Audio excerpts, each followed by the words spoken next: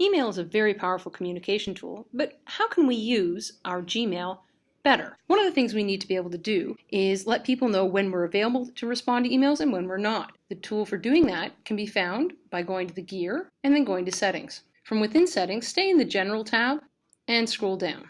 Here's the out of office reply. Right now, my out of office reply is off, but this is the space I can type the message and I can turn it on with a starting date and an ending date. There are all sorts of other things in this general tab that you can do that you probably want to check through every now and then just to make sure you're using it the best way possible. So do have a look at what else you can do here. One of the things that I think is really important and really valuable is right here. It's the undo send. What you can do is click to enable this and give yourself a custom time frame. I am not that quick on the draw, mentally or physically, so I chose the 30-second option. Let's take a look at how that works.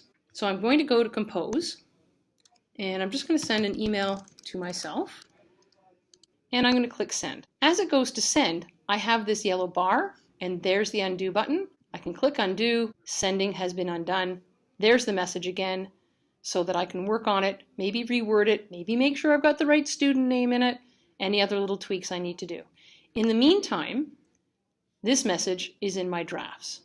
From within Gmail, there are all sorts of little add-on features. Gmail calls them labs. So I go back to the gear, I go down to settings. From within settings, one of the tab options I have is for labs. So if I know the name of the lab I want, I can type it in here, or I can just scroll through and see what's available. The labs that I have chosen to enable are canned responses, and once you have this set up, you can choose something you've drafted already that can be sent to multiple people. So one of the other labs or gadgets that I like to have is I like to have my calendar displayed in the bottom left-hand corner. And if you were to look at my screen right now, you'd see a ton of folders down here, a ton of labels, but you don't see the calendar. The way I get to my calendar is I go to the 3 buttons across the bottom, which are for gadgets. The only gadget I have is the calendar. So here you can see my calendar that appears in the bottom left-hand corner of my Gmail as described.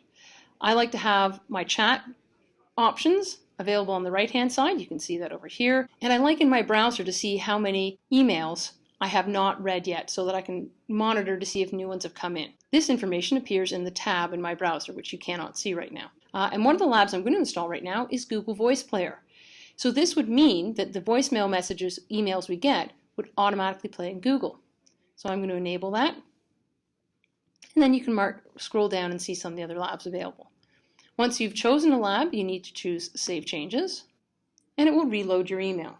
Conveniently, I now have a voicemail in my inbox, and I can go check out that new lab to see how it's going to work. I'm going to click play. This is Cat's voicemail. It is only a test. And there it is. It makes it much easier to listen to your voicemail without having to open separate applications. So let's take a look at how you use the canned responses.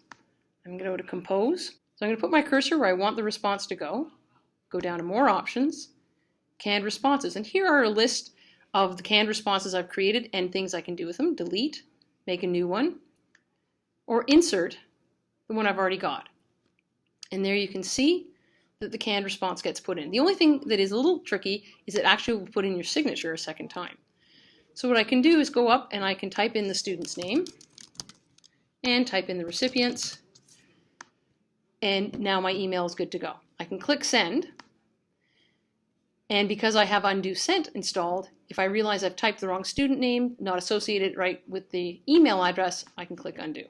So hopefully these 3 or 4 tools will give you an idea of other things that you can do with your Gmail to make them a little more useful or more efficient for you. As always, if you have any questions or concerns, please don't hesitate to let me know, and I really hope you have a great day.